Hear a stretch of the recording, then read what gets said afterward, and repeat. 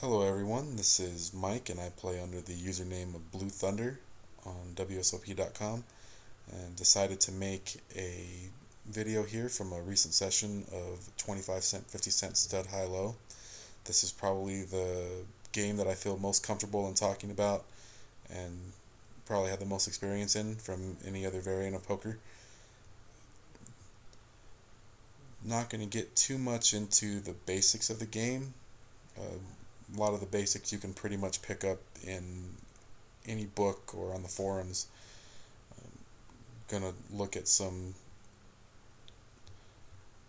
hands here to see if we can pick up on anything that may improve your game or help you understand this game better. The first hand here, I have three flush with the ace jack 8. And what's interesting about this hand is the Swegan ends up just calling the bring in with a 4, and then Wit column ends up completing with a king with all manner of low cards to act behind him. In this situation, it generally means a pocket pair with a king showing, maybe like nines, tens, jacks, queens. Could be split kings. And in this situation, I don't love a call with my hand, but I think it's okay, mainly because there are so many other low cards out there that it could be difficult for someone else to make a low hand, and even then I still have backdoor. I have ace 8, which gives me a decent backdoor into a low. What I'm really trying to do here is hit a low heart on 4th Street, and if I can isolate a player, particularly Wit column, with a hand that ostensibly is going to be high, then it's a slightly more profitable. The bring in ends up folding, and we end up going to 4th Street with 5 players. Now here I end up picking up the best 2 door cards. I got a pair of jacks. Pretty difficult for me to finish. Sometimes it's okay to lead out if some of the other players bricked, like if 2 table max or Swegan end up hitting paint cards, and I hit a jack. It kind of makes it difficult for them to continue or even tear off with 3 low cards. But with a player that already has shown strength from the high end, already raising, and with also has a fairly scary board with another club if they had raised with 3 high clubs. But it ends up checking around, and it's still to me to act. And so the big problem here for me is that although I still possibly have the best hand, 3 hearts that I really need are now in other people's hands. 2 table max now is showing a pretty decent draw for a low. Probably has a pair, could be a pair plus a low draw, because otherwise I think they would have let out on 4th Street. And there's just not a whole lot of value here, so there's really the only option is to check. Hopefully it checks through to get another free card, but if there's any kind of action, just best to let it go. It's very important to not get yourselves in situations where you're only playing for half the pot at best.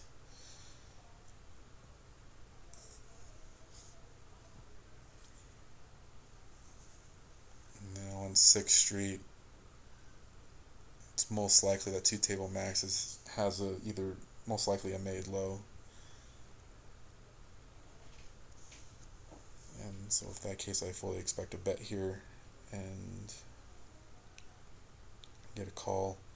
And he ends up having just a pair of sixes and a 7-6-5-3 deuce, but it's good enough to scoop. And that will happen sometimes, and that's why it's important to not be afraid to even bet your lows, because a lot of times, especially when you play against players that aren't as experienced, um, oftentimes you'll get called by even just ace high. If they can beat your board, you're going to get more action by some of the weaker players than not.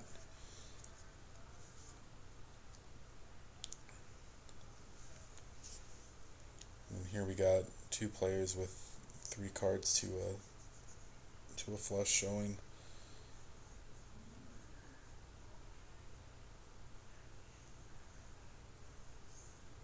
There's a bet and call, and it's interesting that two table max didn't lead there. Based on the way the action went, it's very unlikely that anyone else that he was going to be beaten there. Now this situation here, which is something that I want to always something that I like to point out for those that are still learning stud 8 is that whenever you're the bring in, almost always bring it in for the minimum. There's not a whole lot of value, similar to No Limit Hold'em, where you have players that will limp with certain hands or raise with certain hands, and it makes it a lot easier to play against. In fact, in live games, often you'll notice that stud 8 players don't even look at their down cards when they're the bring in. They'll automatically throw in the minimum and then wait for the action to get back to them. So just a very subtle but very important basic strategy is that no matter what your cards are, even if you're rolled up, you have rolled up deuces or ace deuce 3 with a deuce showing, always bring it in for the minimum, because if you have a strong hand there, you can always bring in and re-raise, where it's very difficult to get a lot of bets in if you lead out for the full amount. And then Swigan pairs up his ace on 5th Street, and that's pretty much it. So then here, I end up picking up split 5s with a 6. A lot of other high cards that are folding. Beats Jim calls. I go ahead and raise here. Having 2 5s here is good because it makes it less likely that the other players will have a 5, which is a very important card to have if you're going to make a wheel or a low straight. End up picking up 7. Gives me some backdoor straight draws and low draws. 4 is a good card. Gives me an open ender and the worst 7 draw I can have.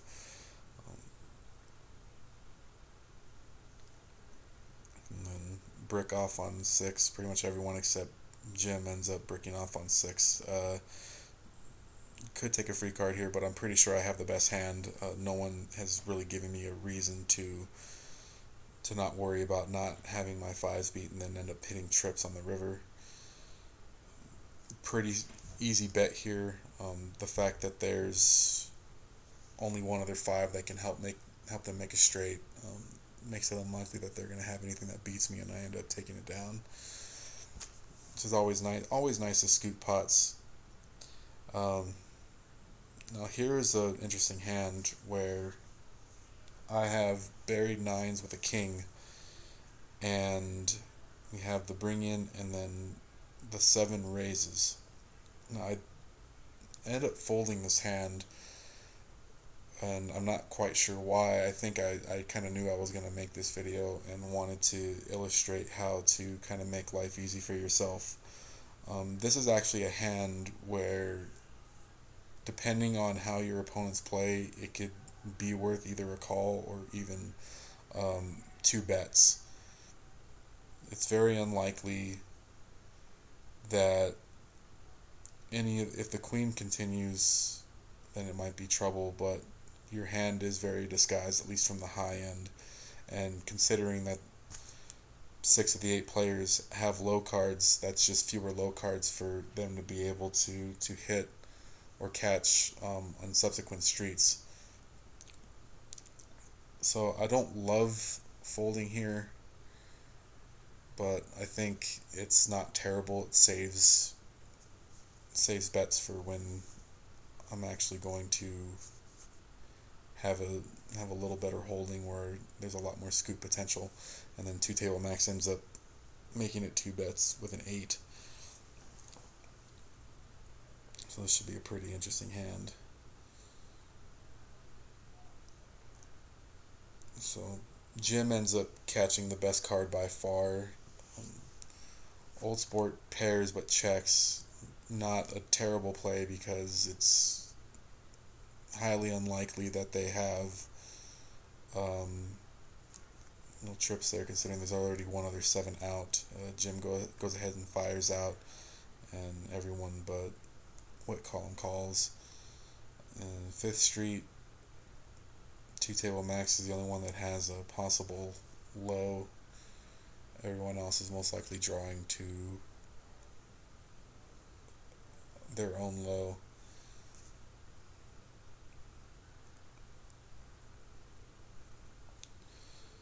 And then Old Sport picks up an ace.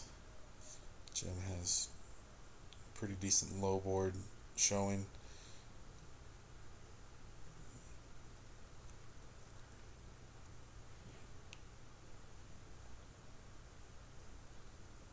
And here it ends up, sevens end up not holding up. Jim actually had sixes and threes. And it looks like he had a pretty decent draw at a 6 low.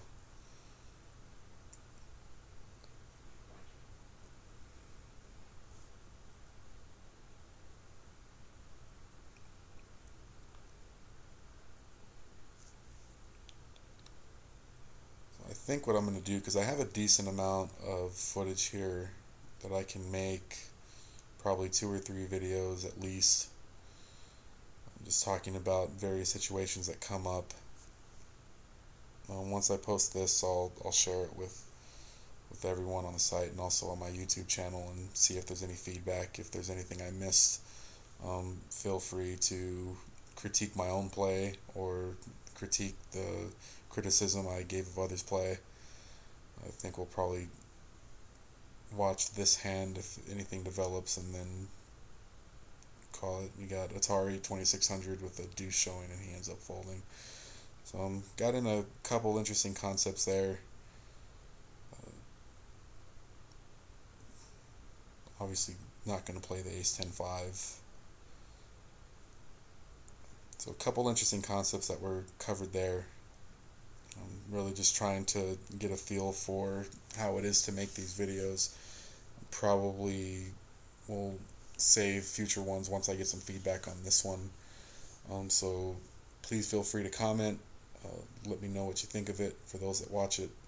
And I'll come out with part 2 as soon as I get some feedback. So thanks for checking it out, guys.